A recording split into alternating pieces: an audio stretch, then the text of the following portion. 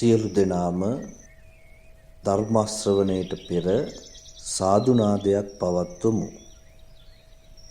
සමන්ත චක්කවාලේසු අද්‍රා ගච්ඡන්තු දේවතා සද්ධම්මං මුනි රාජස්ස සුනන්තු සග්ග මොක්ඛදං ධම්මස්සවන කාලෝ අයං බදන්තා ධම්මස්සවන කාලෝ අයං බදන්තා ධම්මස්සවන කාලෝ අයං බදන්තා නමෝ තස්ස භගවතු අරහතෝ සම්මා සම්බුද්දස්ස නමෝ තස්ස භගවතු අරහතෝ සම්මා සම්බුද්දස්ස නමෝ තස්ස භගවතු අරහතෝ සම්මා සම්බුද්දස්ස නමස්කාර වේවා බුදුරුවනට බුද්ධං සරණං ගච්ඡාමි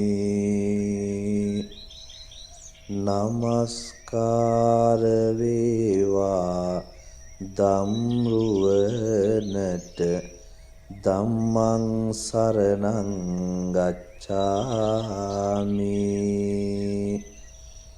නමස්කාර වේවා සංඝරුවනට සංඝං සරණං ගච්ඡාමි නමස්කාර වේවා තුනුරුවනට තිසරණ සරණං ගච්ඡාමි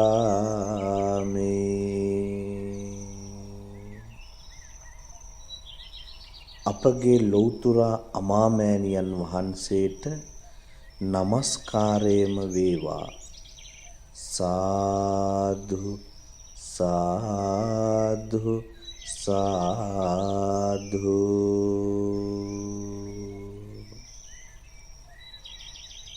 සදහවත් පින්වත්නි සද්ධර්මය ශ්‍රවණය කිරීම නම් වූ ඊටාම වටිනා පින්කම තමන්ගේ ජීවිතයට එකතු කරගන්නට සූදානම් වෙන මොහොත මේ ජීවිතයේ ඔබට ලැබෙන ඊටාම භාග්‍යමත් අවස්ථාවක් තමයි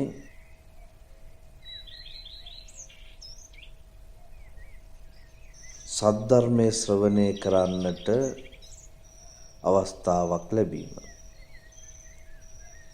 සද්ධර්මයේ ශ්‍රවණයෙන් තමයි පින්වත්නි කෙනෙකුගේ ජීවිතයක් පරිවර්තනය වෙන්නේ. අන්ධකාරයේ ඉන්න කෙනෙකුට ආලෝකයට යන්නට පුළුවන් වෙන්නේ. දුගතියේ සිටින කෙනෙකුට සුගතියට යන්නටයි ධර්ම ශ්‍රවණය පාර කියන්නේ. එනිසා හැම කෙනෙක්ම ඊටාම ගෞරවයෙන් ශ්‍රද්ධාවෙන් මේ ධර්මය ශ්‍රවණය කරන්නට සූදානම් වෙන්නට ඕන. මේ ධර්ම දේශනාව නිමා කරගන්න අතුරු තමන්ගේ සිත කය වචනය සංවර කරගෙන මේ බණ අහන්නට තමන් සතුව අදිෂ්ඨානයක් තියෙන්නටත් ඕන. එයයි පින්වත්නි ඔබට ලබා දෙන දහම් අවවාදය. පළමුව ධර්ම ශ්‍රවණය කරලා දෙවනුව හොඳින් ධාරණය කරගෙන සුනාත ධාරේත චරාත කියන ආකාරයට තුන්වෙනුවට ඔබේ ජීවිතයට ඒ එකතු කරගන්නට පුළුවන්. පින්වත්නි, අපේ මේ ධර්ම දේශනාව ඊටාම ආදර්ශමත් චරිත කතාවක් පිළිබඳව. ඒක නිසා එයින් ඔබේ ජීවිතයේ ඉගෙන ගන්නට තිබෙන පාඩම් බොහෝමයක්ම තියෙනවා. මේ වටිනා චරිත කතාව අපි අහන ගමන් මේ සම්බුද්ධ ශාසනයේ පිනට පහළ වෙච්ච මේ උත්තරීතර චරිත අනේ සාදු කියන මහ ගෞරවයෙන් හැම කෙනෙක්ම මේ කතා අහන්නට ඕන. ඒ අහන ගමන් ඒ චරිතවල තිබෙන විශේෂ ලක්ෂණ හඳුනා ගන්නට පින්වත්නි අපි සමත් වෙන්නට ඕන. එයයි ධර්ම දේශනාව ආරම්භයේදීම ඔබට සිහිපත් කරන්නට තියෙන්නේ.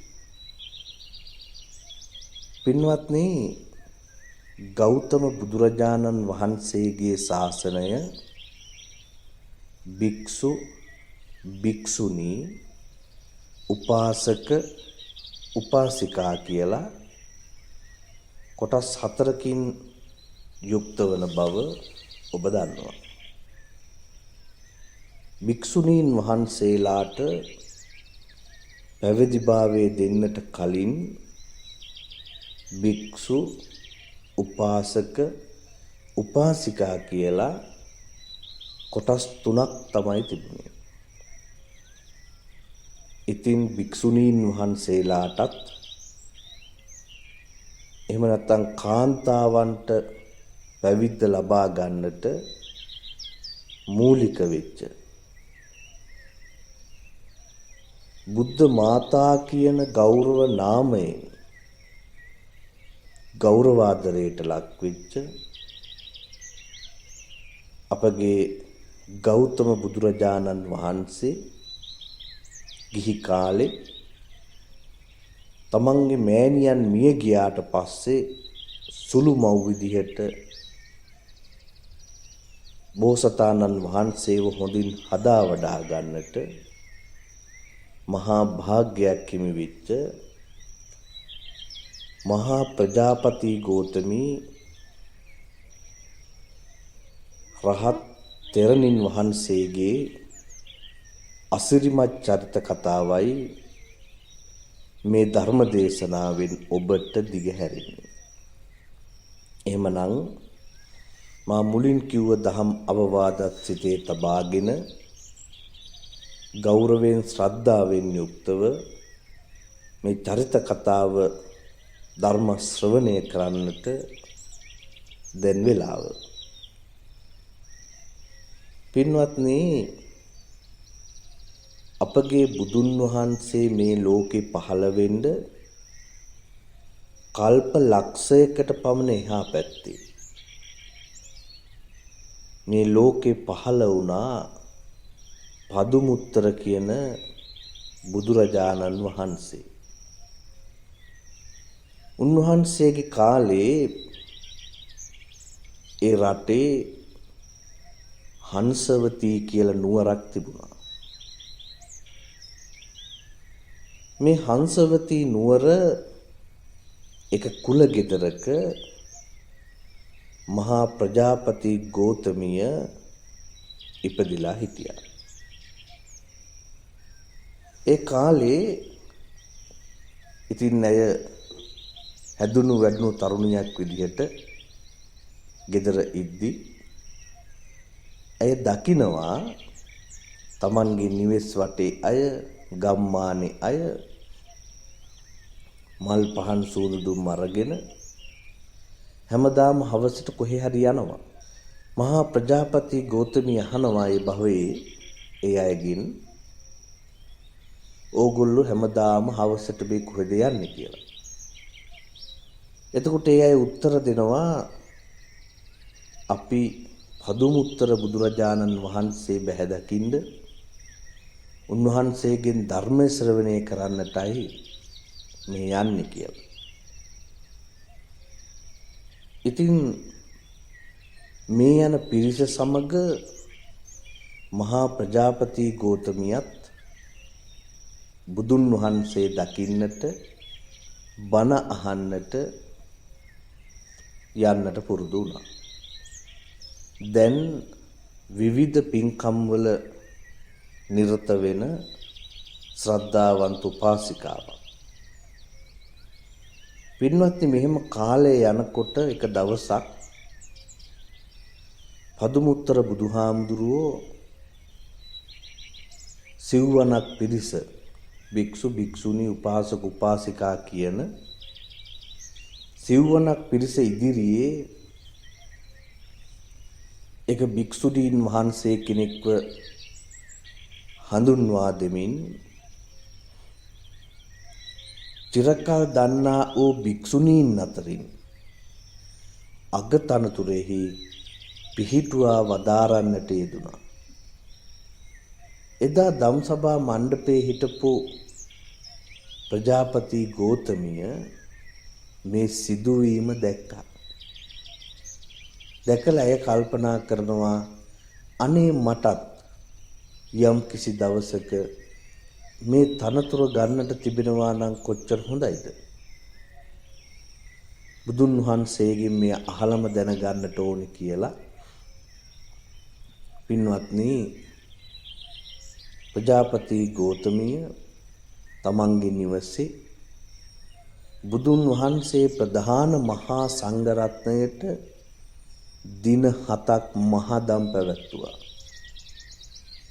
දින 7ක් මහදම් පවත්වලා සත්වන දිනේ දානය පූජා කිරීමෙන් පස්සේ පදුමුත්තර බුදුරජාණන් වහන්සේ ආසන්නයට ගිහිල්ලා භාග්‍යවතුන් වහන්සේට වැඳ නමස්කාර කරලා කියනවා බුදුහාමුදුරුවනේ මගේ හිතේ ප්‍රාර්ථනාවක් තිබෙනවා. ඒ තමයි මම දැක්ක මීට පෙර දවසක ඔබ වහන්සේ අසවල් භික්ෂුණිය චිරකල් දන්නා වූ භික්ෂුණීන් අතරින් අගතනතුරෙහි පිහිටුවනවා බුදුහාමුදුරුවනේ මම දැක්කා. ඉතින් මටත් එම තනතුරට යම් කිසි බුදුරජාණන් වහන්සේ කෙනෙක්ගේ කාලේ පත් වෙන්නට තියෙනවා නම් මම හරිම කැමතියි කියලා පදුමුත්තර බුදුරජාණන් වහන්සේට ප්‍රකාශ කරනවා. ඒ වෙලාවේ අනාගතේ බලන්නට පුළුවන් බුදුහාමුදුරුවෝ මෑගේ මේ ප්‍රාර්ථනාව ඉෂ්ට වෙයිද නැද්ද කියලා අනාගතේ බලනවා. අනාගතයේදී මේ සඵල වෙන බව දැනගෙන මේ තරුණ උපාසිකාවට කියනවා පින්වත් උපාසිකාව අනාගතේ ගෞතම නමින් බුදු කෙනෙක් මේ ලෝකයට පහළ වෙනවා. අන්න ඒ කාලයට ඔබේ ප්‍රාර්ථනාව ඉෂ්ට වෙනවා කියලා බුදුන් වහන්සේ නියත විවරණ දුන්නා. පින්වත්නි, මහා ප්‍රජාපති ගෝතමී තෙරණියගේ කතාව ආරම්භ වන්නේ යන්න එතනින්. එදා සිටයි මේ පෙරුම් පුරාගෙන ආපු පින්වන්ත සසර ගමන ආරම්භ වෙන්නේ. පින් පුරන්නට පටන් ගත්තේ. ඉතින් එදායින් පස්සේ තමන්ගේ ජීවිතේ බොහෝ කාලයක් විවිධ පින්කම් සිද්ධ කරලා දිව්‍ය ලෝක සම්පත්, මනුස්ස ලෝක සම්පත් විඳිමින් බොහෝ කාලයක් සසර ගෙවාගෙන එන්නට පටන් ගත්තා. පින්වත්නි, මෙහෙම එන ගමනේ එක භවයක අපේ ගෞතම බුදුන් වහන්සේට කාශ්‍යප බුදුරජාණන් වහන්සේටත් අතර කාලයක දඹදිව සිටු ගෙදරක ප්‍රධාන දාසියක් වෙලා දාසියන් 500කට නායකත්වයේ දෙමින් මහා ප්‍රජාපති ගෝතමිය ඉපදුණා. පින්වත්නි, මේ කාලේ නන්දමූලක කියලා පර්වත ගුහාවක් තිබුණා. ඒකේ වැඩ වාසය කරපු පසේ බුදුවරයින් වහන්සේලා 5 නමක් වස්වසන්නට තැනක් හොයාගෙන වැඩම කරනවා. ඒ වැඩම කරන ගමනේදී මහා ප්‍රජාපති ගෝතමිය හිටපු නගරයට වැඩියා. එය සේවය කරපු සිටු ගෙදර සිටුතුමාටත් ප්‍රකාශ කළා. නමුත් උන්වහන්සේලාට වස්වසන්නට තරම් සුදුසු තැනක් හම්බ වුණේ නැහැ. පින්වත්නි, මේ වෙලාවේ ප්‍රධාන දාසිය නැත්තම් ප්‍රජාපති ගෝතමිය අනිකුත් දාසීන් එක්ක දියගෙන එන්නට ගිහිල්ලා හිටියේ. ඇයට අතරමඟදී මේ පසේ බුදුරජාණන් වහන්සේලා මුණ ගැසුණා. උන්වහන්සේලාට වැඳලා, ස්වාමීනි, ඔබ වහන්සේලා මේ ප්‍රදේශේ පිණ්ඩපාතේ වැඩම කරලා ආපහු කුමන හේතුවකටද මේ වැඩම කරන්නේ කියලා ඊටාම ගෞරවයෙන් ඇහුවා. බලන්න පින්වත්නි, මේක තමයි සසර පුරුද්ද. සසර පුරාගෙන යන පාරමිතාවට අනුව ධර්මයට නැමෙන ස්වභාවය. මේක ඊටාම වටිනා එකක්. හැමෝම Tamanගේ හිත්වලට ගත යුතු එකක්. දහම් සුවඳ තිබෙන ජීවිත ඉබේම මේ පැත්තට පරිවර්තනය වෙන විදිහ. පසේ බුදුරජාණන් වහන්සේලාගෙන් බොහෝම ආදරෙන් අහනවා, ස්වාමීනි, ඔබ වහන්සේලා දානේ පිණිස වැඩම කරලා දැන් ආපහු නැවත වැඩියේ ඇයි? එතකොට උන්වහන්සේලා ප්‍රකාශ කරනවා, උපාසිකාවනි, අපි වස්වසන්නට තැනක් බලාපොරොත්තු වෙනුයි වැඩම කළේ. අන්නේ වෙලාවේ ප්‍රධාන දාසිය අනිකුත් දාසීන්ටත් කියලා, ස්වාමි පුරුෂයන් වෙච්ච අයටත් මේ ප්‍රකාශය කියලා, මේ අය ඔක්කොම එකතු වෙලා පසේ බුදුවරින් වහන්සේලා 5 නම වස් වසවා ගන්නට සූදානම් වුණා. සිටු නිවසේ ප්‍රධාන දාසයාගේ නිවසට ගිහිල්ලා මේක ගැන සාකච්ඡා කරලා, පින්වත්නි, ප්‍රජාපති ගෝතමී උපදෙස් දෙනවා, ඕගොල්ලෝ පළවෙනියටම උන්වහන්සේලාට වැඩ ඉන්න ආවාස සකස් කරන්න. අහවල් පිරිස දානය සකස් කරන්න කියලා නිසි වැඩපිළිවෙලක් සකස් කළා. පිරිමි අය කැලෑවට ගිහිල්ලා ලී දනුවාදිය කපාගෙන ඇවිල්ලා පසේ බුදුවරයින් වහන්සේලා 5 නමට අලංකාරමත් කුටි 5ක් නිර්මාණය කළා. උන්වහන්සේලාට දන් පූජා කරන්න වැඩපිළිවෙලක් හදලා යම්කිසි දාසියෙකුගේ ගෙදර ආහාර පාන නැත්තම් ප්‍රධාන දාසියගේ නිවසින් ඒවා සපයන්නට වැඩපිළිවෙලකුත් හැදුවා. පින්වත්නි, මේ විදිහට 3 මාසයක් මුළුල්ලේ මේ දාසීන් 500 දෙනාට මූලික වෙච්ච ප්‍රජාපති ගෝතමීගේ නායකත්වයෙන් අර පසේ බුදුවරයින් වහන්සේලා 5 නමට සියලු උපස්ථාන සිද්ධ කරන්නට යෙදුණා. පින්වත්නි, මේ උපස්ථාන සිද්ධ කරලා අනුමෝදනා ධර්ම දේශනා කරලා පින් පමුණුවලා ආපහු ගන්ධමාන පර්වතයට වැඩම කළා කියලා කියනවා. මෙන්න මේ විදිහටයි භවයෙන් භවයට දිව්‍ය ලෝකවල ඉපදෙමින්, මනුස්ස ලෝකවල ඉපදෙමින් ඒ ඉපදෙන හැම භවයකම පින්දහම් සිද්ධ කරගෙන තමන්ගේ සසර ගමන ගෙවාගෙන ආවේ. මේ විදිහට සසර ගමන ගෙවාගෙන ආපු සංසාර චාරිකාව පින්වත්නි ක්‍රමයෙන් නිමා කරන කාලය පැමිණියා. අපේ ගෞතම බුදුන් වහන්සේ මේ ලෝකෙ ඉපදෙන්නට පෙර දඹදිව දෙව්දහනුවර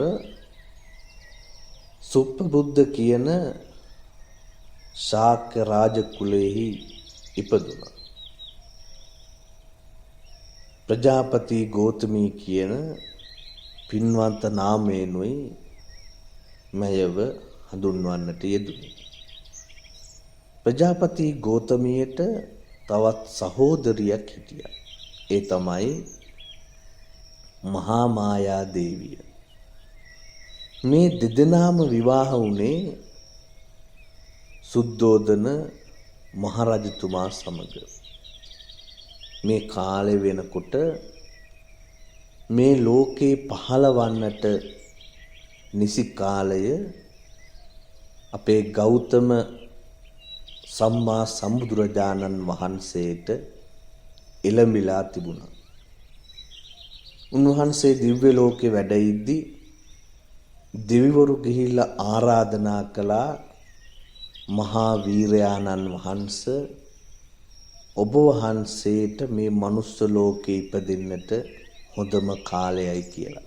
ඒ වෙලාවේ පංච විලෝකණයෙන් කාලය, දීපය, දේශය, කුලය, මව කියන පස් මහ බැලුම් බලලා මනුස්ස ලෝකෙ ඉපදෙන්නට තීරණය කළා. පින්වත්නි, මේකෙදි එක්තරා වැදගත් කාරණාවක් තිබෙනවා. ඒ තමයි අපේ භාග්‍යවතුන් වහන්සේ කුඩා බෝසත් කුමාරයාව ඉපදිලා දින 7ක් යනකොට මහා මායා දේවිය කලුරිය කරන්නට යෙදුණා.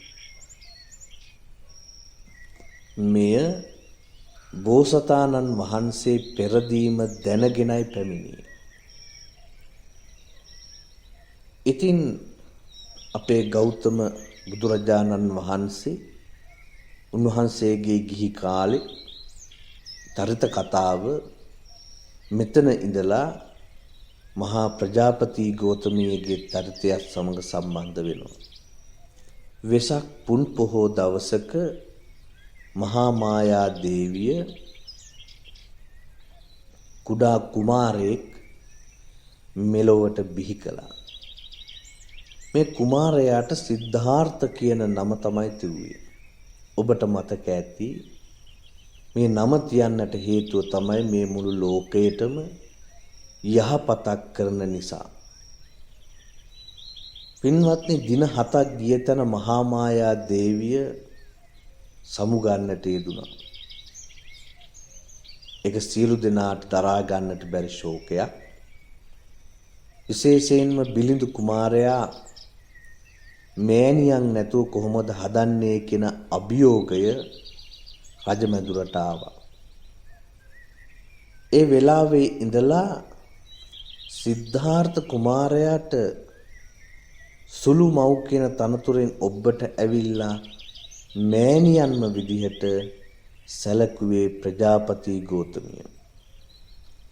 සුද්ධෝදන රජතුමාගේ අගබිසව වෙලා එතෙක් හිටියේ මහා මායා දේවිය. ඒ පින්වන්ත මෑණියන් මිය ගියාට පස්සේ තනතුර මහා ප්‍රජාපති ගෝතමියට ලැබුණා. ඒ ඊටාම ආදරයෙන් සිද්ධාර්ථ කුමාරයා වැඩුවා. ඇයට ඉපදිච්ච කුමාරයා තමයි නන්ද කුමාරයා. නන්ද කුමාරයාව හදාගන්න කිරිමව්වරුන්ට බාර දුන්නා. කිරිමව්වරුන්ට බාර දීලා ඇය සිද්ධාර්ථ කුමාරයාව බොහොම ආදරයෙන් රැක බලා ගත්තා. පින්වත්නි නිසි කාලේ ආවට පස්සේ සිද්ධාර්ථ කුමාරයා විවාහ වෙලා රාහුල පුත් කුමාරයාගේ ඉපදීම ආදිය සිද්ධ වෙලා සසර ගමනේ ස්වභාවය අනුව අභිනිෂ්ක්‍රමණය කරන්නට යෙදුණා. වසර ගානක් දැඩිව දුක් විඳලා වෙසක් පුන් පොහෝ දවසක බුද්ධත්වයට පත් වුණා. පින්වත්නි බුද්ධත්වයට පත්වෙච්ච අපේ ගෞතම බුදුරජාණන් වහන්සේ පස්සේ කාලෙක තමන්ගේ උපන් ගම වෙච්ච කිඹුල්වත්පුරය බලා වැඩම කරනවා. ඒ වැඩම කරපු ගමනේදී කිඹුල්වත්පුර ජනපද වාසීන් ගෞතම බුදුරජාණන් වහන්සේ ප්‍රධාන මහා සංඝරත්නයට පූජා කරපු ප්‍රධාන විහාරය තමයි නිග්‍රෝධාරාමය. ඒ වැඩිය ගමනේදී පිය මහරජතුමා ඇතුළු විශාල පිරිසකට ධර්මඥානය ලබා දෙන්නට අපගේ භාග්‍යවතුන් වහන්සේට හැකි වුණා. පින්වත්නි මේ සංචාරයේදී තමයි නන්ද කුමාරයාව පැවිදි කරන්නට යෙදුනේ. ඒ කතා පුවත ඔබ දන්නවා ඇති. ජනපද කල්යාණිය සමග විවාහ වෙන්නට නව ගෘහ ප්‍රවේශයත් සමග බොහෝම සන්තෝෂෙන් හිටපු නන්ද කුමාරයා බුදුන් වහන්සේ පැවිදි කළා. රාහුල පුංචි කුමාරයාවත් දායාද ඉල්ලගෙන තාත්තගේ පිටිපස්සෙන් ලෞකික දායාද නුඹට වැඩක් නැහැ ලෝකෝත්තර දායාදයක් දෙන්නම් කියලා ඔහුවත් පැවිදි කළා. මීට ටික කාලයකට පස්සේ පින්වත්නි පිය මහරජතුමත් මිය ගියා. එතකොට මහා ප්‍රජාපති ගෝතමිය තනි වුණා. ස්වාමි පුරුෂයාත් මිය ගිහිල්ලා. සිද්ධාර්ථ කුමාරයාත් නැහැ. ඇයගේ පුත්‍රයා වෙච්ච නන්ද කුමාරයාත් නැහැ. මේ අය නැත්තම් රාහුල කුමාරයා දිහාවේ හරි බලලා හිත හදාගන්න තිබුණා. ඔහුත් ඒ වෙනකොට පැවිදි භාවයට පත් වෙලා. පින්වත්නි මේ අතර තවත් විශේෂ සිද්ධියක් වෙනවා. ඒ තමයි බුදුන් වහන්සේගේ ඥාතීන් ශාක්‍යයන් කියලා කියන්නේ. ඊට එහා පැත්තේ තිබුණේ කෝලියන්ගේ රාජධානිය. මේ ප්‍රධාන රටවල් දෙක මැදින් මේ ගම්මාන මැදින් රෝහිණී කියන ගංගාව ගලාගෙන යනවා. රෝහිණී ගංගාවේ ජලයනුයි ශාක්‍යයන් සහ කෝලියන් තමන්ගේ කෘෂිකාර්මික කටයුතු සිද්ධ කරන්නේ. එක කාලයක මේ ගංගාවේ ජලය බෙදා ගන්නට බැරුව මේ දෙපිරිස අතර විශාල ගැටුමක් සඳහා සූදානම් වුණා.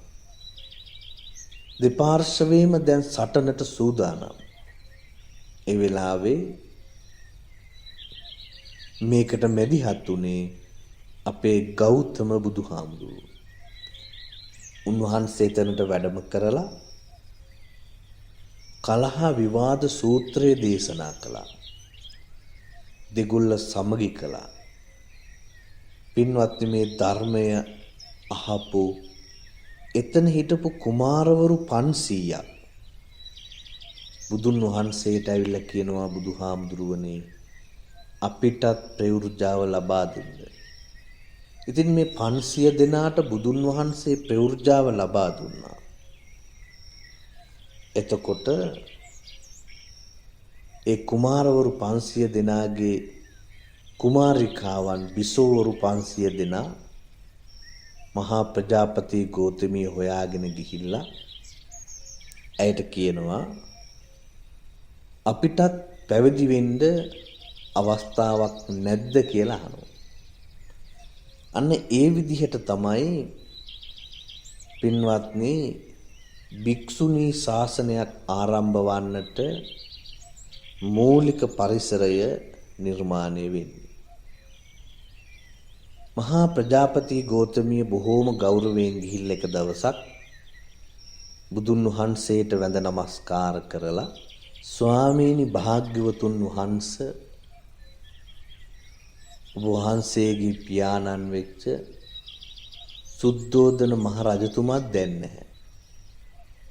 ඔබ වහන්සේත් නන්ද කුමාරයාත් රාහුල කුමාරයාත් මේ සියලු දෙනාම පැවිදි භාවයට පත් වෙලා. ඉතින් අපිත් ගිහිගේ ඉඳලා මොනවා කරන්නද? බුදුහාමුදුරුවනේ අපිටත් පැවිද්ද ලබා දෙන්න කාරුණික වෙන්නට කියලා ඉල්ලීමක් කළා.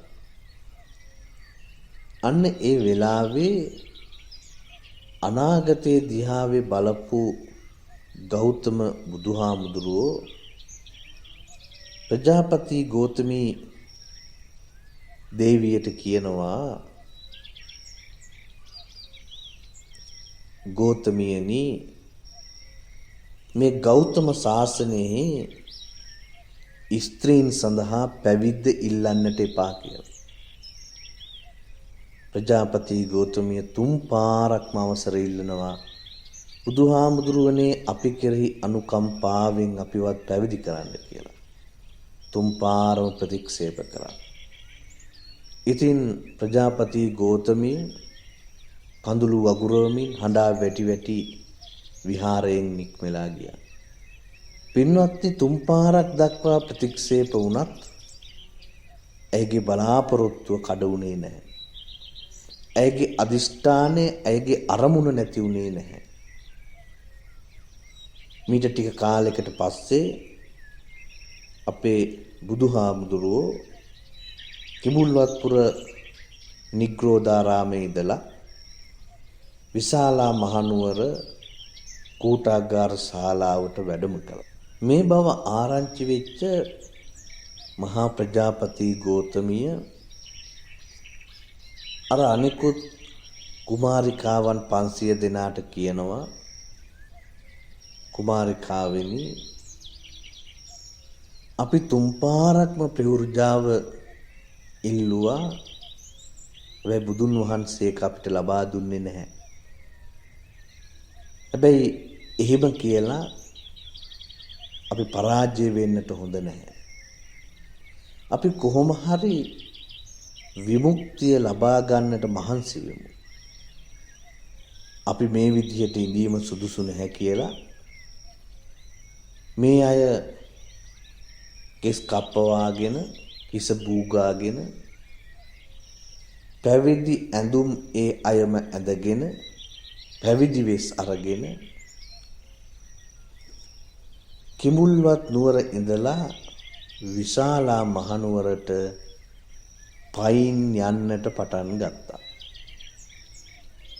පින්වත්නි ප්‍රවෘද්ධාවේ සරගෙන කිඹුල්වත් නුවර ඉඳලා විශාලා මහනුවරට යන මාර්ගයේ දුරයි. ඉතින් මේ රාජ කුමාරිකාවන්ට මේ වගේ ගමනක් පයින් ගිහිල්ලා පුරුදු නැහැ. සිව්මැලි ශරීර ටික දුරක් පයින් යනකොට ගල්වල හැප්පිලා ගල් ඇනිලා විඩාබර වෙලා බොහෝ කායික අපහසුතා ඇති වෙන්නට පටන් ගත්තා. පින්වත්නි මෙහෙම යනකොට මේ අය යන පුවත ආරංචි වුණා ශාක්‍ය කෝලිය දෙපාර්ශවයේම රජදරුවන්ට. මේ අය ඇවිල්ලා තමන්ගේ අගනා වටිනා කරත් අරගෙන කියනවා, මෑණිවරුනි මේ කරත්තවලට නගින්න අපි කරත්තෙන් විශාලා මහනුවරට යන් කියලා. ඒ අය ඒ කරත්ත ප්‍රතික්ෂේප කළා. බුදුන් වහන්සේත් රියවලින් ගමන් කරන්නේ නැති නිසා අපිත් මේ වාගේ රියවලින් ගියොත් ඒක බුදුහාමුදුරුවන්ට කරන අගෞරවයක් කියලා කිව්වා. දැන් මේ අය බොහෝ දුර යනකොට පතුල් වල බිබිලි නැංගා. ඒවා පිපිරිලා මහත් වේදනා ගෙන දෙන්නට පටන් ගත්තා. මේ අය පැවිදි වෙස්ගෙන කිඹුල්වත් නුවර ඉඳලා මේ විශාලා මහනුවරට එන කතාව අහපු මිනිස්සු පාරවල් දෙපැත්තේ එකතු වුණා. එකතු වෙලා මේ අයව දැකලා වන්දනාමාන කරන්නට පටන් ගත්තා. පින්වත්නි, මේ අය ක්‍රමයෙන් විශාලා මහනුවර කූටාගාර ශාලාව දක්වා පැමිණියා. එහෙම පැමිණිලා මහා ප්‍රජාපති ගෝතමිය අනිකුත් 500 දෙනාට උපදෙස් දෙනවා. අපි මෙහිම එක පාරම බුදුහාමුදුරුවෝ බැහැ දකින්නට යන්නේක සුදුසු නැහැ. ඒ නිසා අපි ඉස්සෙල්ලා ටිකක් දුරින් ඉඳලා පණිවිඩයක් යවමු කියලා තීරණය කළා. පින්වත්නි රාජකුමාරිකාවන් වෙලා සිව්මැලිව සුව පහසුවට හිටපු මේ අය ඉදමිච්ච පාදයන් නැතිව පිපිරී ගිය කකුල් වලින් ලේ ගලන කකුල් වලින් යුක්තව දහදියෙන් Tamanගේ සිරුරු තෙමී යද්දී මේ අයව දැක්ක ආනන්ද හාමුදුරුවෝ මහා ප්‍රජාපති ගෝතමී ඇතුළු පිරිස දැකලා ඔවුන්ට කතා කළා.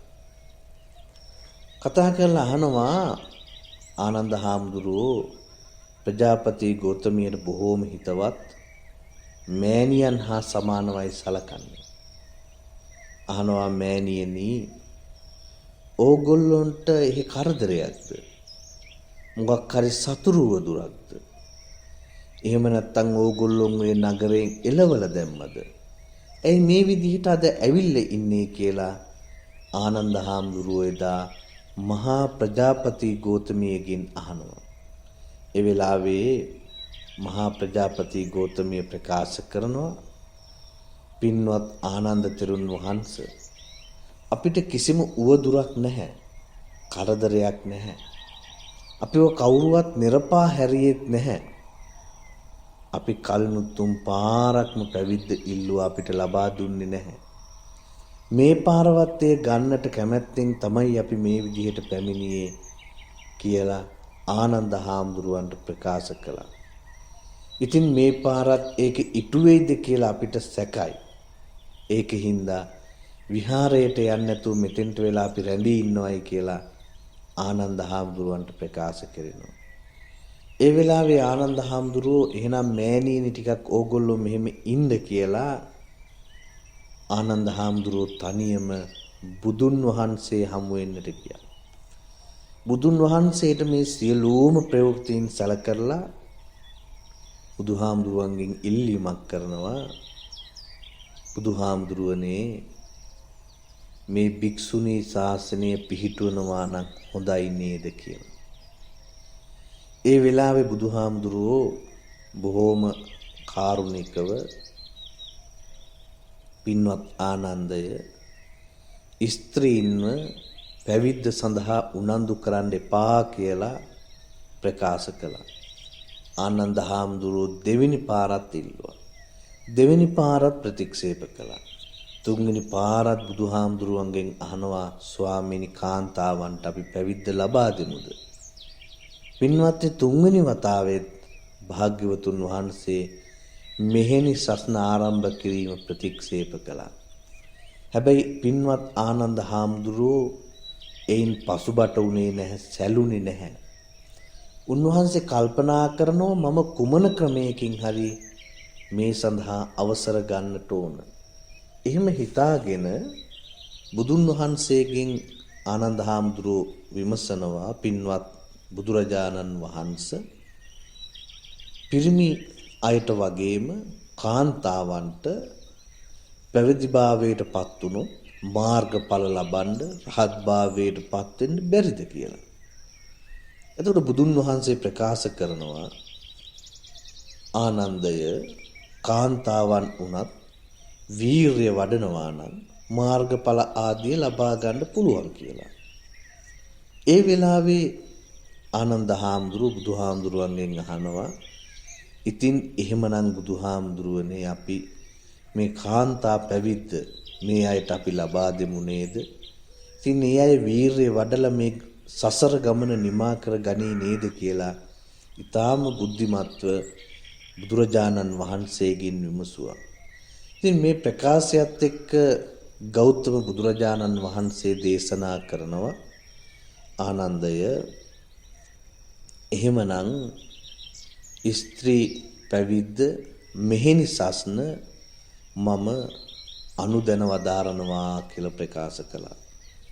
හැබැයි නිකන් නෙවෙයි මේ ප්‍රකාශය සිද්ධ කරන්නේ බුදුන් වහන්සේ දේශනා කරනවා මම ඔවුන්ට අෂ්ට ගරු ධර්ම ප්‍රකාශ කරනවා. ප්‍රධාන කරුණු 8ක් තියෙනවා මේ කරුණු 8 පිළිගන්නවා නම් ඔවුන්ට පැවිද්දත් උපසම්පදාවත් ඒකම වෙනවා කියලා කියනවා. පින්වත්නි මේ කරුණු ටික මා විසින් ප්‍රකාශ කළ යුතු නැහැ ඔබම ප්‍රකාශ කරන්න ඒ පිළිගැනීමම ඔවුන්ට ප්‍රමාණවත් කියන පණිවිඩය අපේ බුදුහාමුදුරුවෝ මොවුන් කෙරෙහි ඊටාම කාරුණික හදවතින් ආනන්ද හාමුදුරුවෝ ලවා ප්‍රකාශ කළා. ආනන්ද හාමුදුරුවෝ ඉතින් ආපහු සුභවාදී පණිවිඩයක් අරගෙන කිඹුල්වත් නුවර ඉඳලා විශාලා මහනුවරට ගිය මහා ප්‍රජාපතිය සොයාගෙන වැඩම කළා. මේ ගරු ධර්ම අටහගෙන හිටපු ආනන්ද හාමුදුරුවෝ මහා ප්‍රජාපති ගෞතමියට ප්‍රකාශ කරනවා මෑණියනි මේ ගරු ධර්ම අට මගේ අතින් පිළිගන්නවා නම් ඒකම පැවිද්දත් උපසම්පදාවත් වෙනවා කියලා අපේ බුදුහාමුදුරුවෝ අවසර දුන්නා කියලා කියනවා. පින්වත්නි මේ ගරු ධර්ම අට මොනවද? වස් 100ක් තිබෙන මෙහෙණින් වහන්සේ කෙනෙක් වුණත් එදාම උපසපන් වෙච්ච භික්ෂූන් වහන්සේ කෙනෙකුට වැඳීම් පිදීම් ගරු බුහුමන් පවත්වන්නට ඕන. භික්ෂුණීන් වහන්සේලා තම තමන්ට කැමැති තන්වල වාසය කරන්නේ නැතුව භික්ෂූන් වහන්සේලා කරා ගිහිල්ලා අවවාද අරගෙන වරුවකින් යලි පැමිණෙන්නට පුළුවන් තැනක වාසය කරන්නට ඕන.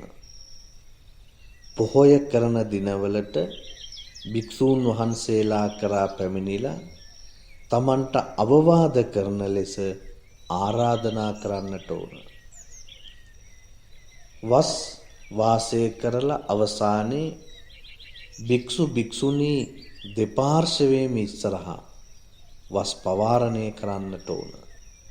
ගරුක ආපත්‍යකින් පිරිසිදු වන භික්ෂුණිය දෙපොයක් භික්ෂු භික්ෂුණීන් දෙපිරිස ඉදිරියෙහි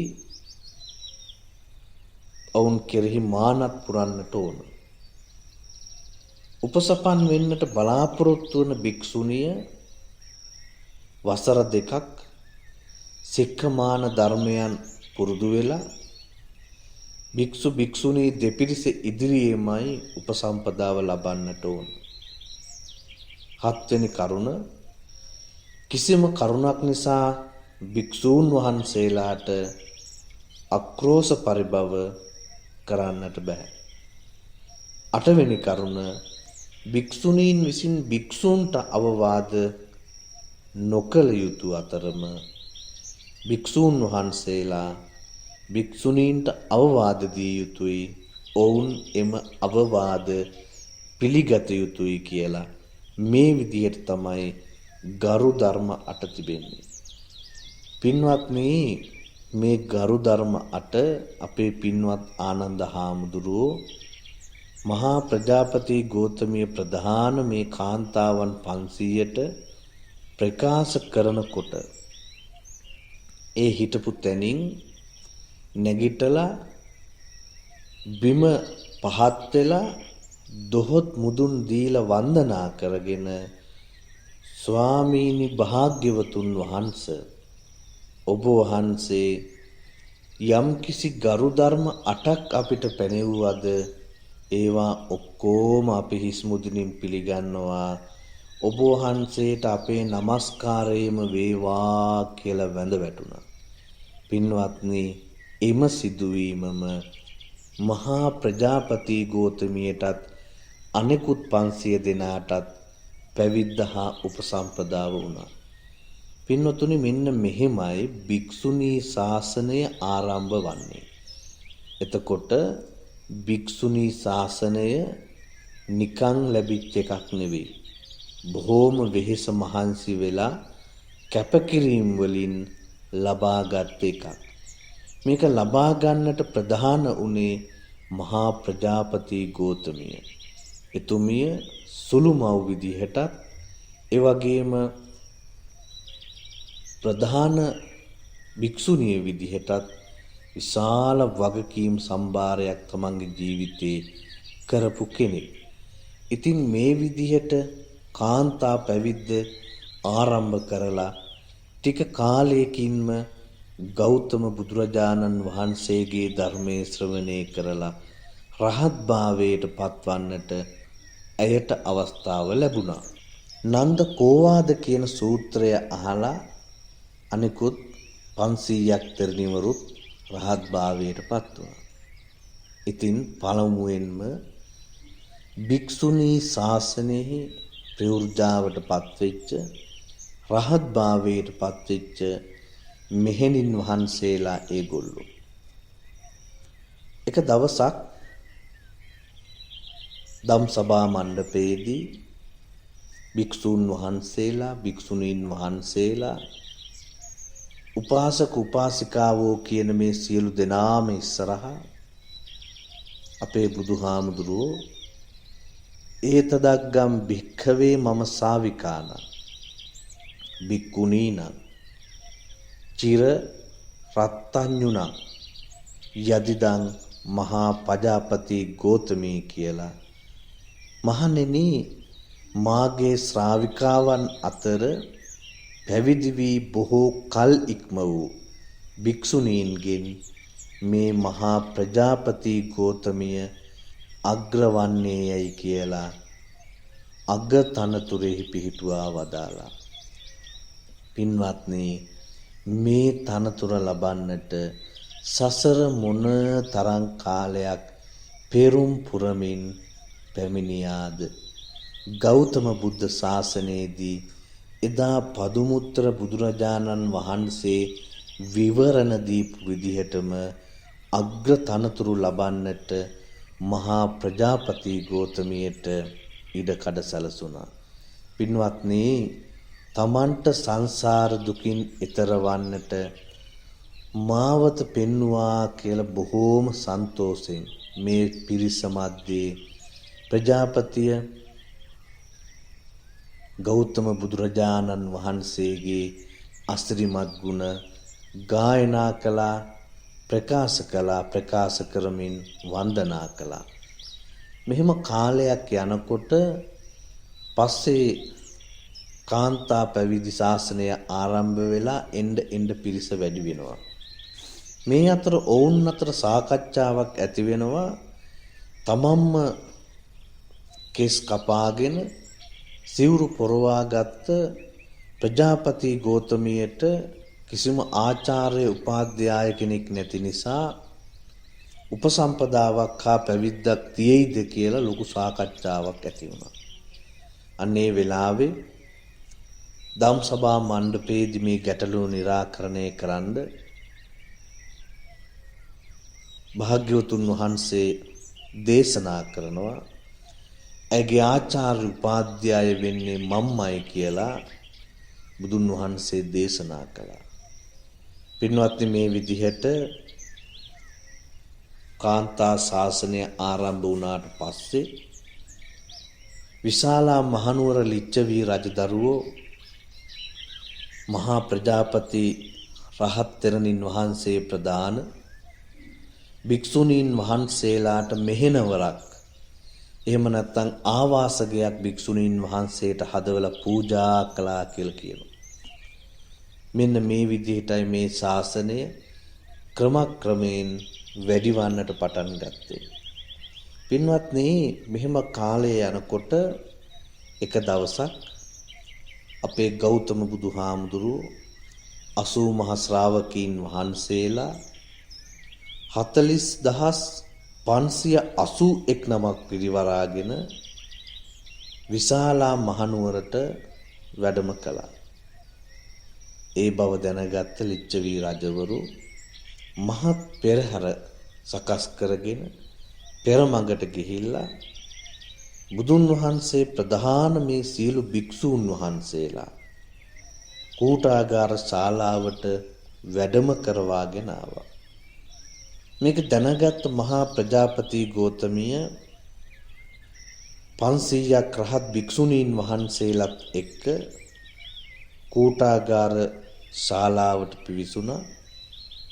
බුදුහාමුදුරුවෝ ප්‍රධාන මේ මහා සංඝරත්නය දැකලා විශාල සන්තෝෂයක් ඇති වුණා. බුදුහාමුදුරුවෝ ප්‍රධාන මහා සංඝරත්නයට වන්දනා කරලා වතාවත් කරලා ආපහු මෙහෙණවරට ගිහිල්ලා ප්‍රජාපති ගෝතමී රහත් තෙරණිය කල්පනා කරනවා, අපගේ ගෞතම බුදුරජාණන් වහන්සේ සියලුම ශ්‍රාවක මහා සංඝරත්නයත් එක්ක වැඩ ඉන්නවා. මෙතන කවුරු හරි අඩුද කියලා කල්පනා කරා. එතකොට පේනවා කිසිම කෙනෙක් අඩු නැතුව වැඩ ඉන්නවා දැකලා අනේ සාදු කියලා වන්දනා කළා. එහෙම කියලා අනාගතයේ දිහාවේ කල්පනා කරනකොට පේනවා තව වැඩි කාලයක් යන්න කලින් අඤ්ඤා කොණ්ඩඤ්ඤ, සරියුත් මුගලන්, කේමා උප්පලවන්නා, නන්ද, රාහුල, යසෝදරා ආදී මේ තෙරණිවරු භික්ෂූන් වහන්සේලා උන්වහන්සේලා පිරිනිවන් පානවා. ඊට පස්සේ ගෞතම බුදුරජාණන් වහන්සේ පිරිනිවන් පාන කාලේනෝ පින්වත්නි, දැන් මේක තමන්ගේ ඥාණයෙන් මහා ප්‍රජාපති ගෝතමිය දකිනවා. ඒ වෙන වයස අවුරුදු 120ක්. බුදුරජාණන් වහන්සේ ප්‍රමුඛ මේ ආර්ය ශ්‍රාවකයන් වහන්සේලා ශ්‍රාවිකානන් වහන්සේලා පිරිනිවන් පාන්නට පෙර මේ සියලු දෙනාම ඉදි මම පිරිනිවන් පෑවොත් හොඳයි කියලා කල්පනා කළා. පින්වත්නි, මේ අදිෂ්ඨානය කරනකොටම මහ පොළොව කම්පා වුණා කියලා කියනවා. එතකොට සෙසු භික්ෂුණීන් වහන්සේලා ඇවිල්ලා මහා ප්‍රජාපති ගෝතමීගෙන් අහනවා, මහරහත් මෙහෙණින් වහන්සේ මහා පොළොව කම්පා වුණා, ඒකට හේතුව මොකක්ද? එතකොට කියනවා තමා ආයු සංස්කාරය අත්හැරියා, ඒ නිසා තමයි මෙහෙම උනේ කියලා ප්‍රකාශ කරනවා. එතකොට ප්‍රජාපති ගෝතමියත් සමග පැවිදිභාවයට පත්වෙච්ච අනෙකුත් 500 දෙනත් ප්‍රකාශ කරනවා, නුඹ වහන්සේ සමගම අපිත් පිරිනිවන් පානවා කියලා. අපි ගිහි කාලේ ඔබ සමගම වාසය කළා. ඔබ සමගම ප්‍රයෝජාව සඳහා කටයුතු කළා. ඔබ සමගම අපි පැවිදි වුණා. අපි එකටම විමුක්ති සුවය ලබා ගත්තා. ඉතින් අපි එකටම පිරිනිවන් පාමු කියලා මේ සියලු දෙනා සූදානම් වුණා. ඊට පස්සේ මේ සාකච්ඡාවෙන් පස්සේ මේ පිරිස කූටාගාර ශාලාවට ගිහිල්ලා බුදුරජාණන් වහන්සේට වැඳලා එකත් පස්ව ඉන්න ගමන් ගාථා පෙළකින් මෙන්න මේ විදිහට කියනවා, ස්වාමීනි භාග්‍යවතුන් වහන්සේ, මම ඔබ වහන්සේට ධම්මපාල ජාතක, චුල්ල නන්ද ජාතක ආදී බොහෝ භවයන්වල වැදූ මව් වෙනවා. මේ භවෙහි වැදුවේ නැති වුණාට අනෙකුත් සියලු කටයුතු වලදී මෑණියන් උනේ මම. ආදරයෙන් ඔබ වහන්සේව මම හැදුවා, වැඩුවා. ඔබ වහන්සේ මගේම පුතුණුවන්මයි. මම ආර්ය ජාතියෙහි උපද්දාපු හේයින් මම ඔබ වහන්සේගේ දියණිය. ඔබ වහන්සේ මාගේ පියාණන්. බුදුහාමුදුරුවනේ මම ඔබ වහන්සේගේ රූප කාය පමණක් වැඩුවා. ඔබ වහන්සේ මාගේ ධර්ම කාය වැඩුවා. මට දැන් ලෞතුරා සුවය ලැබුණා.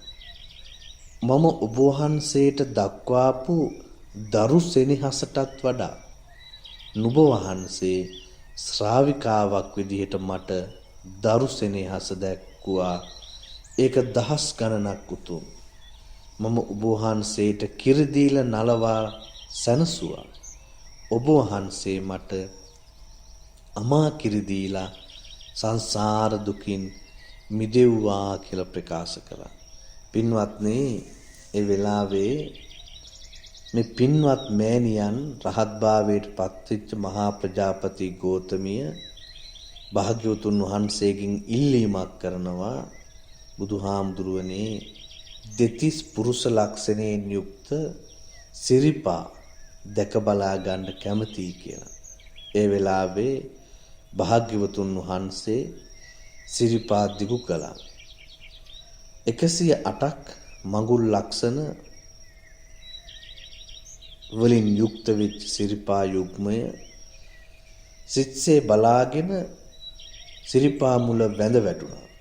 ඒ වෙලාවේ කියනවා තවත් ගාථා පන්තියකින් ස්වාමීනි භාග්‍යවතුන් වහන්සේ බිහිවන වෙලාවේ මගේ සහෝදරිය වෙච්ච මහා මායා දේවීන්ට කිසිම පීඩාවක් නොදීපු මහා පුරුෂයාණන් වහන්සේ බිහිවිච්ච දවසේ ඉඳලම ලෝකෙට සිතම හදපු මහා කාරුණිකයන් වහන්සේ ඔබ වහන්සේගේ සුළු මෑණියන් වෙච්ච මට අමා නිවන් රසය පවාපු අමා මෑණියන් වහන්සේ සසර සැරිසරපු කාලයන්වල මගේ තුන්දොරින් යම් කිසි වරදක් වුණා නම් සුළු මවවන මං කෙරෙහි සමා කරන සේක්වා.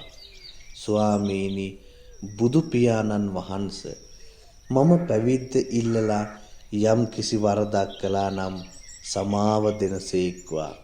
ස්වාමීනි මගේ අතවැසි මෙහෙණින්ගෙන් යම් කිසි වරදක් වුණා නම් සමාවන සේක්වා.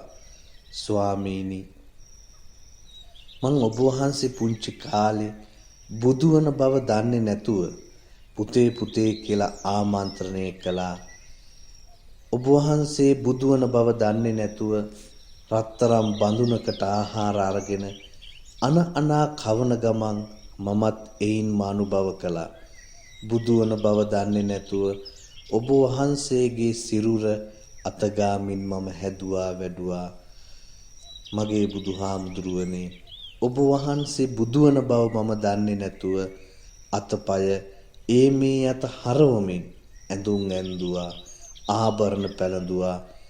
ඒ වගේන් යම් කිසි වරදක් වුණා නම් මගේ බුදුහාමුදුරුවනේ මට සමාව දෙනසේක්වා කියලා ඇයිල්ලීමක් කළා. පින්වත්නි, ඒ වෙලාවේ බුදුහාමුදුරුවෝ මහා ප්‍රජාපති මහරහත් තෙරණින් වහන්සේ අමතලා බුද්ධ මාතාවෙන් ඔබ මහා නුවණැති කෙනෙක්. ඒ නිසා සමා කරන්නට දෙයක් නැහැ. වරද්දක් කළේ නැහැ. ඒ නිසා සමාවක් ඉල්ලන්නේ මොකටද කියලා ඇහුවා. පින්වත්නි, ඒ වෙලාවේ මුළු ලෝකයටම ආදර්ශයක් වෙන්න සදහැසිත දියුණු කරන්නට බුදුහාමුදුරුවෝ ඊටාම කාරුණික හදවතින් කමා කරමි කියලා මහා ප්‍රජාපති ගෝතමී ඇතුළු පිරිසට පිරිනිවන් පාන්නට අවසර දුන්නා කියලා. මහරහත් මෙහෙණින් වහන්සේ ඊතුරු 500ක් රහත් භික්ෂුණීන් වහන්සේලා පිරිවරාගෙන බුදුන් වහන්සේට පැදුකුණු කරලා ස්වාමීනි ඔබ වහන්සේගේ රූපකාය දකිනවා නම් ඒ මහා පින්වන්තෙක්. ඔබ වහන්සේගේ මිහිරි හඬ අසනවා නම් ඒ මහා පින්වන්තෙක්. ඔබ වහන්සේගේ සිරිපා පියුම් යමෙක් වඳිනවා නම් ඒ මහා පින්වන්තේ. ඔබ වහන්සේගේ මේ දහම යමෙක් අහනවා නම් ඒ මහා පින්වන්තේ. ස්වාමීනි මේ සියල්ලම මා විසින් සිද්ධ කරා කියලා නැවත බුදු ගුණ වර්ණනා කළා. පින්වත්නි ඒ වෙලාවේ බුද්ධ මාතාවෝ අද පිරිනිවන් පානවා කියන පණිවිඩය මහා සංඝරත්නය අතර තියා. බුදුන් වහන්සේගේ ශ්‍රාවකයන් වෙච්ච අඤ්ඤා කොණ්ඩඤ්ඤ මහරහතන් වහන්සේ, සාරිපුත්ත මොග්ගල්ලාන වගේ රහතන් වහන්සේලා කූටාගාර ශාලාවට එකතු වුණා. පින්වත්නි ඒ භික්ෂූන් වහන්සේලාට පිළිවෙලින් වැඳ නමස්කාර කරලා පිරිනිවන් පාන්නට අවසර අරගෙන එනවා. ඒ වෙලාවේ මේ සියලු භික්ෂූන් වහන්සේලා රහත් භික්ෂූන් වහන්සේලා ධර්ම සංවේගයෙන් යුක්තව වැඩ හිටියා. හැබැයි ආනන්ද තෙරුන් වහන්සේ රහත් භාවයට පත් වෙලා හිටියේ නැහැ. ශෝකය දරා ගන්නට බැරුව අඬා වැළපෙන්නට පටන් ගත්තා. ඒ වෙලාවේ ආනන්ද හාමුදුරුවන්ට දැනෙනවා පින්වත්නි මේ බුද්ධ මාතාව පිරිනිවන් පානවා කියලා කියන්නේ අපේ බුදුහාමුදුරුවෝ තව ටික කාලෙකින් පිරිනිවන් පානවා නේද කියලා මතක් වෙද්දි විශාල වේදනාවක් ආනන්ද හාමුදුරුවන්ට දැනිලා අඬා වැළපෙන්නට පටන් ගත්තා. ඉතින් පිළිවෙලින් හාමුදුරුවරුන්ට කතා කරගෙන ඇවිල්ලා ආනන්ද හාමුදුරුවෝ ගාවට ඇවිල්ලා මහා ප්‍රජාපති ගෝතමී තෙරණිය කියනවා ආනන්ද තෙරණුවන් වහන්සේ ඔබ වහන්සේ මට නිවන් සම්පත් හදලා දෙන්නත් බොහෝ කාන්තාවන්ට නිවන් සුව හදලා දෙන්නත් වර 8ක් ඉල්ලලා දීලා අපිට ගොඩාක් උපකාර කළා. ඔබ වහන්සේ නිකන් කෙනෙක් නෙවෙයි බුද්ධ උපස්ථායකයන් වහන්සේ. අප වැනි අයටත් නිවන් දකින්න මාර්ගය හදලා දීපු ඔබ වහන්සේ වගේ අය හඬන එක සුදුසු නැහැ. ඔබ වහන්සේ නිසයි මමත් නිවන් දැක්කේ. ඉතින් ආනන්ද හාමුදුරුවනේ ඔබ වහන්සේ උත්සාහ කරලා ඉක්මනටම සසර ගමන නිමා කරන්න කියලා ඒ වෙලාවේ හඬමින් හිටපු ආනන්ද හාමුදුරුවන්ට ප්‍රකාශ කළා. පින්වත්නි බුදුහාමුදුරුවෝ දිහාවේ බලාගෙන ආනන්ද හාමුදුරුවන්ගේ ගුණ වර්ණනා කළා. ඒ වෙලාවේ බුදුන් වහන්සේ බුද්ධ මාතාවෙනි ඔබ වාගේ ශ්‍රේෂ්ඨ කාන්තාවකට ප්‍රාතිහාර්ය පාන්න නැතුව පිරිනිවන් පෑම සුදුසු වෙන්නේ නැහැ කියලා කියනවා. ස්ත්‍රීන් නිවන් දක්නා බව පවසන්නත් හැම කෙනෙක්ගේම සැකය දුරු කරන්නත් කිසියම් ප්‍රාතිහාර්යයක් පාන්න කියලා බුදුන් වහන්සේ ඉල්ලීමක් කළා. ඒ වෙලාවේ මහා ප්‍රජාපති ගෝතමී තෙරණිය බුදුන් වහන්සේට වන්දනා කර ධානයට සමවැදිලා ලෝක සත්වයන් සනසාලන්නට ප්‍රාතිහාර්ය පාන්නට පටන් ගත්තා. පින්වත්නි විවිධ ප්‍රාතිහාර්ය පානවා. මේ අතර තමන්ගේ රූපය හා සමාන තවත් රූපයක්, රූප 2ක්, රූප 3ක්, රූප 4ක්, මේ විදිහට තමන් වාගේම රූප 10 ගානක් ආකාශෙ මැව්වා. පින්වත්නි මේ දිහාවේ බලාගෙන හිටපු මිනිස්සු 10 ගානක් සාදුනාද දෙනවා. ඒ 10 ගණනක් මවාපු රූපවලින් එකපාර කියවෙනවා මේක මාගේ බලයක් නෙවෙයි, මාගේ පුතුණුවන් වෙච්ච බුදුන් වහන්සේගේම බලයක්. බුදුරජාණන් වහන්සේට මගේ নমස්කාරය වේවා කියලා මේ රූපවලින් කියවනවා. දෙවි බඹුන් මිනිසුන් ඇතුළු සියලු දෙනාම සාදුනාද පැවැත්වුවා කියලා කියනවා.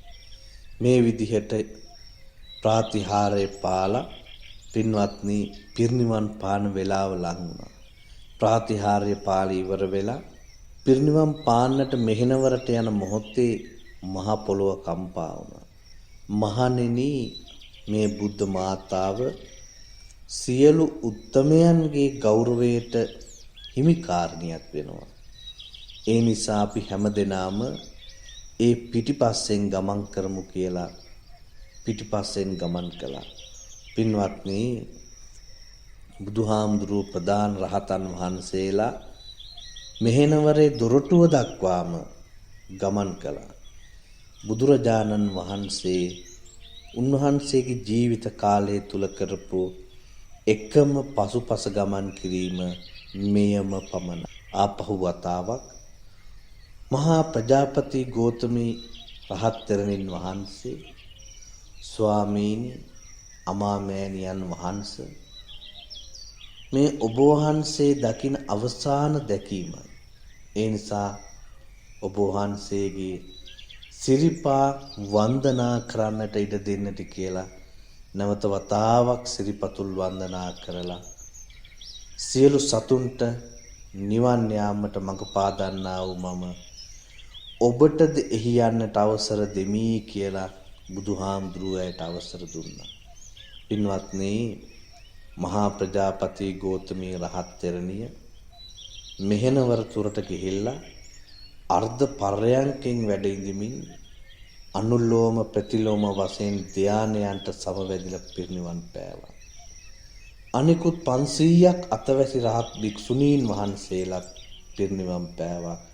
පින්වත්නි, මේ වෙලාවේ මහා පොළොව කම්පා වුණා කියනවා. මල් වැසි ආකාශයෙන් ඇදගෙන වැටුණයි කියනවා. දෙවියන් රැස් වෙලා ආකාශේ බලාගෙන හිටියයි කියනවා.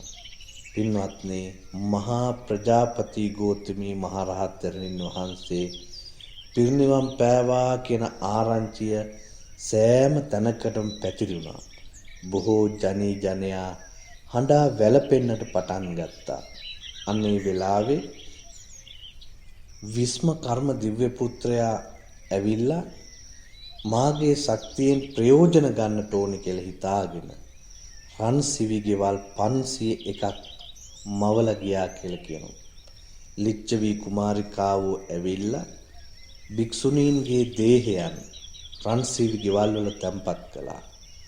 දස දහසක් සක්වල දිවිවරු බුද්ධ මාතාවන්ගේ ආදාහනය ඉතාම ලස්සනට කරමු කියලා මහ පෙරහැරකින් ආදාහනයට අරගෙන ගියා.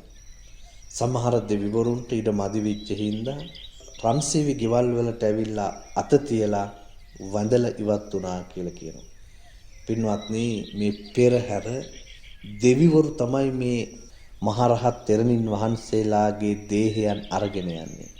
ඒ වෙලාවේ දෙවිවරුන්ව පේන්නේ නැති හින්දා ඒකත් මහා ආශ්චර්යයක් කියලා මිනිසු කල්පනා කළා කියනවා. මේ විදිහට මේ දේහයන් අරගෙන ගිහිල්ලා සඳුන් චිතකවල වෙන වෙනම තැන්පත් කරලා ආදාහනය කෙරෙව්වා. මේ වෙලාවේ භික්ෂූන් අමතලා මහණෙනි, බුදුන් වහන්සේ කෙනෙක් මේ වගේ ආදාහනයක් කරවපු වෙනත් අවස්ථාවක් නැහැ. මේක තමයි සියලුම මහා ශ්‍රාවකයන් ඇතුළු බුදුන් වහන්සේගෙන් යුක්තව සිද්ධ කරපු එකම ආදාහනය කියලා සියලු දෙනාටම බුදුන් වහන්සේ දේශනා කළා. පින්වත්නි, මේ විදිහට සඳුන් දරසෑයවල් වල තැන්පත් කරපු මහරහත් තෙරණින් වහන්සේලාගේ දේහයන් ආදාහනය කළා. ප්‍රජාපති ගෝතමී තෙරණියගේ දේහේ මුතු කැට වගේ ධාතුන් වහන්සේලා ඉතුරු වුණා. අනෙකුත් රහත් තෙරණින් වහන්සේලා 500 දෙනාගේ ධාතුන් වහන්සේලා ඉතුරු වුණේ නැහැ. ඒ වෙලාවේ ආනන්ද හාමුදුරුවෝ මේ ධාතුන් වහන්සේලා පාත්‍රයකට පුරවලා බුදුන් වහන්සේගේ ශ්‍රී හස්තයෙන් තිව්වා. අපේ බුදුන් වහන්සේ මහණෙනි, මේ මහා ප්‍රජාපති ගෝතමිය මහා නුවණැති මහා 이르දි බල තියෙන කෙනෙක්. පැවිදිව බොහෝ කල් ඇති භික්ෂුණීන් අතරින් අග්‍ර වුණා. නැවත ඇයගේ ඉපදීමක් වෙන්නේ නැහැ. ඔබ සියලු දෙනාමත් නොපමාව වීරිය වඩන්නට ඕන කියලා අවවාද කළා. පින්වත්නි මහ ජනතාව සිත්සේ මේ ධාතුන් වහන්සේලා බලලා වන්දනා කරලා බුදුහාමුදුරුවෝ ලිච්ඡවි රජදරුවන් ලව්වලා අලංකාරමත් සෑයක් නිර්මාණය කරලා වැඳුම් පිදුම් කරා කියලා සඳහන් වෙනවා. පින්වත්නි මෙන්න මේ විදිහටයි බුද්ධ මාතා කියන ගෞරව නාමයෙන් ආදරයට ගෞරවයට පාත්‍ර වෙච්ච පුංචි කාලේ සිද්ධාර්ථ කුමාරයාව හදා වඩා ගන්නට පින ලැබිච්ච සියලු භික්ෂුණීන් වහන්සේලාට ප්‍රවෘත්තාව ලබා දෙන්නටත් ඔවුන්ට අගතැන් ලබන්නටත් වාසනාවන්ත වෙච්ච මහා ප්‍රජාපති ගෝතමී මහා තෙරණින් වහන්සේගේ අසිරිමත් කතාව. ඉතින් මේ චරිත කතාව ශ්‍රවණය කරලා ඔබට ලබන්නට හැකි සියලු ආදර්ශ ලබාගෙන ජීවිතේ ජය ගනිමු. මෙලොව පරලොව සාර්ථක කර ගනිමු.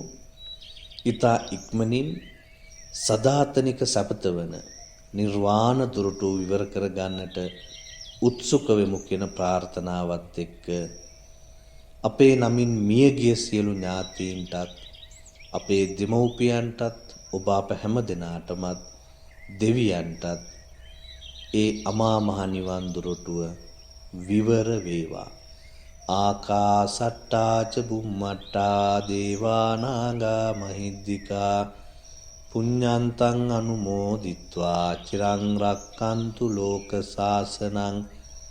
ආකාසට්ටා ච බුම්මට්ටා දේවා නාග මහිද්దికා පුඤ්ඤන්තං අනුමෝදිත්වා චිරං රක්칸තු ධම්ම දේශනං. ආකාසට්ටා ච බුම්මට්ටා දේවා නාග මහිද්దికා පුඤ්ඤන්තං අනුමෝදිත්වා චිරං රක්칸තු තේ මං සදාති. දේවෝ වස්ස සුකාලේන සස්ස සම්පත්ති හේතුච පීතෝ භවතු ලෝකෝච රාජා භවතු ධම්මිකෝ. සියලු දෙනාටම තෙරුවන් සරණ ලැබේවා.